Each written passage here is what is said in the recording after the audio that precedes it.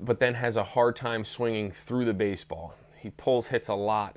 He's hitting a lot of hard ground balls to third. Is there a drill to help, something to do for him to understand his swing through the ball instead of slapping at it? Coach Miguel, really, really good question there.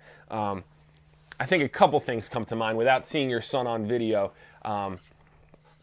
Two things that I would think of instantly. I love freezing at extension. I think that's a really good drill to help players feel hitting through the baseball.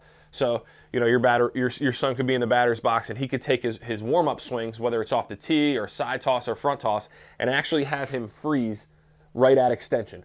All right, so notice I'm palm up, palm down here. Most kids, and what Coach is talking about, what Coach Miguel is talking about, is his son's getting the contact really well, but then he's pulling across his body. So we want to make sure that we hit through the baseball, not just to hit the ball really hard, but to give ourselves more room for error, right? This might be perfect fastball timing, but then if it's, oh shoot, changeup or curveball, we have to have that adjustability out in front of us to drive through the ball. So making sure that your son gets to contact, palm up, palm down, and then stays through contact, palm up, palm down. So, you know, a good drill would be to freeze that extension right here. That would be, drill number one I would do. Drill number two, I have a connection ball here. You can use a dodge ball. You can use a soccer ball. I love this one too because what this does is it forces the proper spacing between my body and my arm.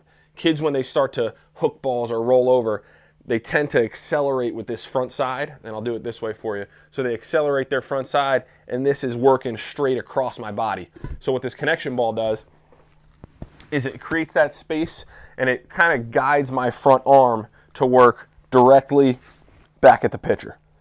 So it kind of guides that front elbow to work this way instead of this way. It's one of my favorite tools. I use it all the time in lessons, but you kind of put it right here in the bicep forearm area.